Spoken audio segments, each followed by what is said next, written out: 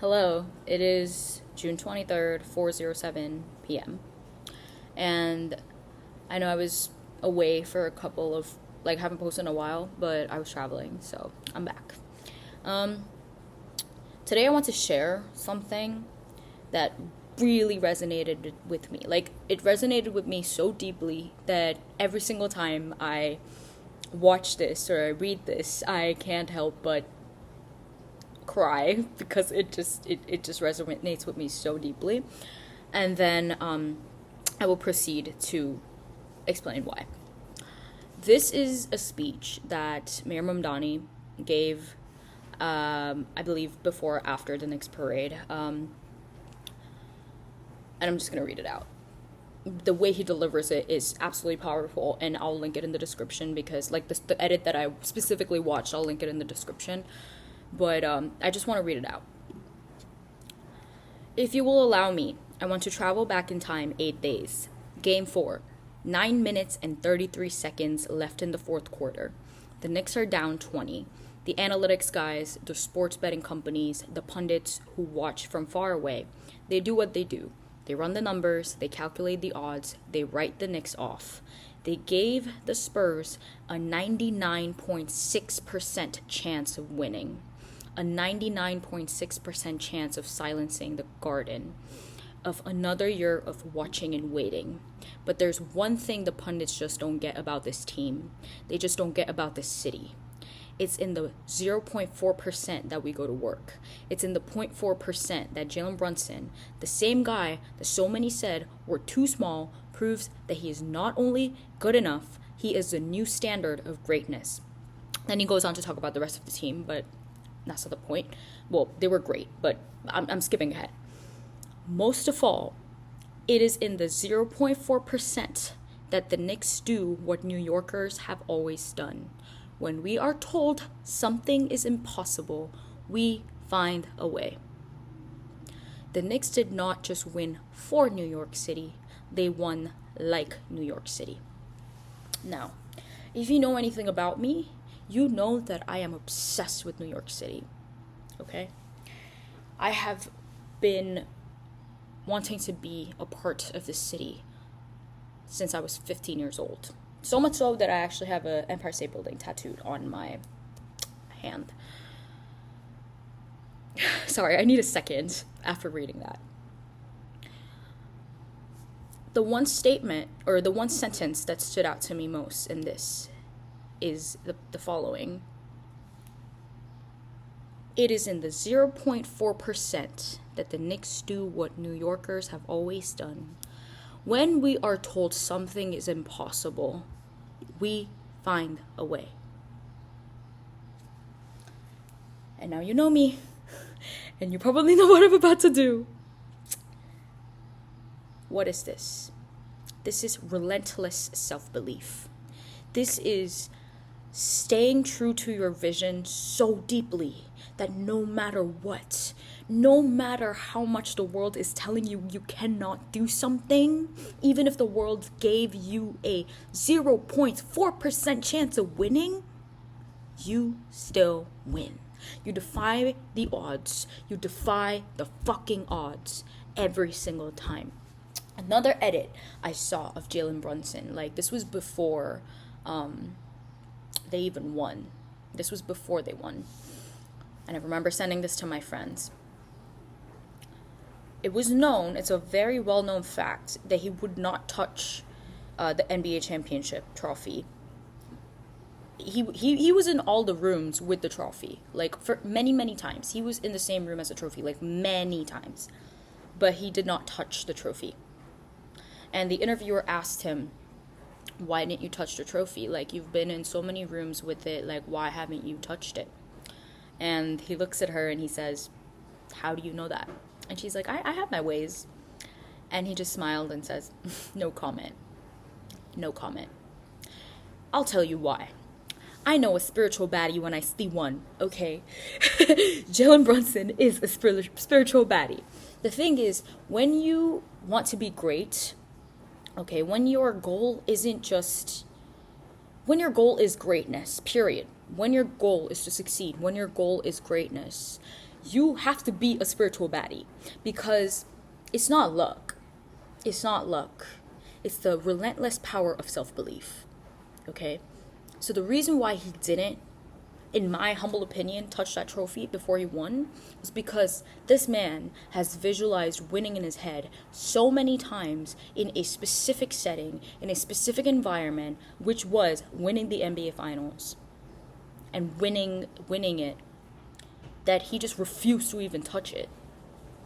That's how audaciously, daringly, boldly, crazily you have to believe in yourself and your dreams. The reason I am using my phone is this.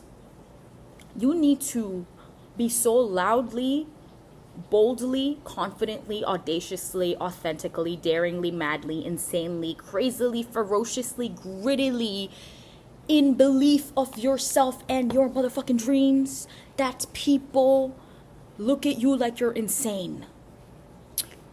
Now, you know me, and I will connect this to Neville all the time.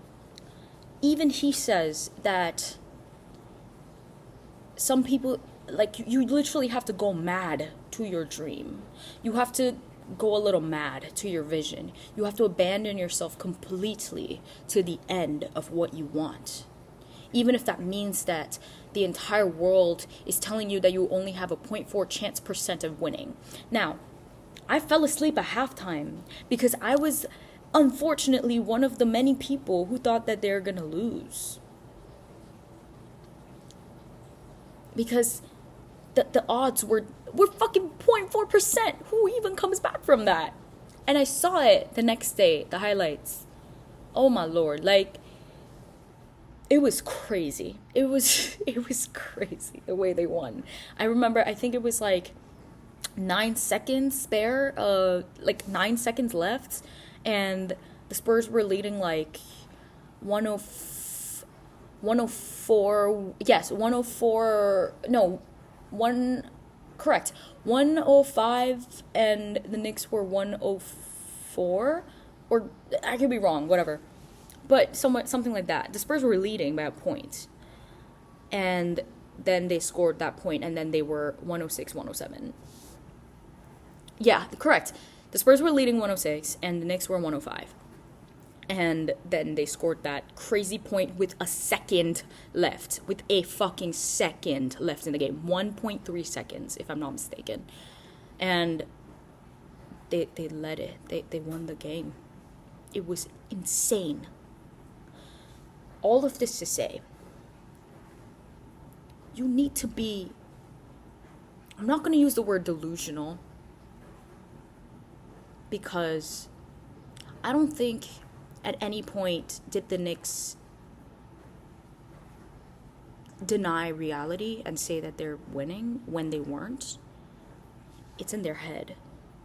And believing in yourself within yourself is not delusion, it's self-belief. It is believing in yourself so immensely that no matter what the hell you see out there, you are just so grounded in who you are, in who you are. Like, for Jalen Brunson, he was a championship winner. Like, he already started there. You don't get it. He already started at the position of having won the championship. Even if you see his interviews after Game 4, he was like, the work's not done yet. The job's not done. Like Kobe, like, the job's not finished, you know? If the job, it's not finished. He is so relentlessly at the end. And this is, like, coming back to the people who have these, like, manifestations that they want, right? Where, like, I don't know, like, some people want a house, or some people want to be a millionaire, or some people want a relationship, right? And then there's, like, these breadcrumbs that your reality gives you. Like, maybe you get, like, $100 and you don't get all the million. Or you get, like, a text message from, like, someone you love, who you want to be in a relationship with. Or you find the dream house, but you only, like, have a certain lead on it. You don't understand. Like, that's not the fucking end. That is not the end. The job is not finished. That it's not finished. If it is not the end, it is not done. And I mean this in the purest form of things. I mean it because when you imagine, it is already done in your head. But I'm talking about the external. Okay? You have to be so grounded in your end vision that the middle just doesn't matter to you. The text doesn't mean shit because you want a relationship. The $100 doesn't mean shit because you want to be a millionaire. The lead on the house doesn't mean shit because you want the fucking house. You know what I'm trying to say? Like, you have to be at the end, especially when people tell you that it is impossible. I don't know about you, but for me, when someone tells me something is impossible, and when I like sniff even a little bit of a sign of a doubt coming from somebody where they're trying to underestimate me, baby, that just keeps me going. That gets me going. Because in my head, my mentality is, you're doubting me. Me. Let me just show you how I prove you wrong. You see the confidence? Because I have done this time and again, and I will keep doing this time and again, and nobody can tell me any different. When the going gets tough, the tough get going. That's what people say, don't they?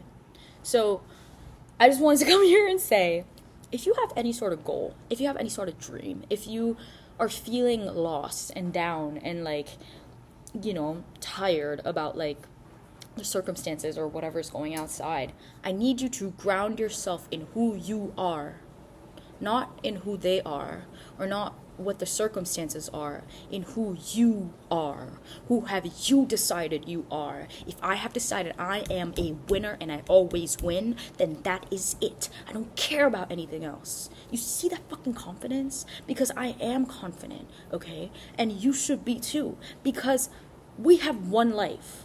We only have one life. And I don't know about you, but I want to achieve every single thing I want. No matter how impossible it seems, I want to achieve all of that in this life. And you just wait and you just watch that I must make my way to New York, because New York is for people like me. The people who start the work when someone tells them something is not possible. So, do you want to be a New Yorker or do you want to be someone else? Because there's only one way. There's only one way. You pick. New York or nowhere. All right. Let's go out.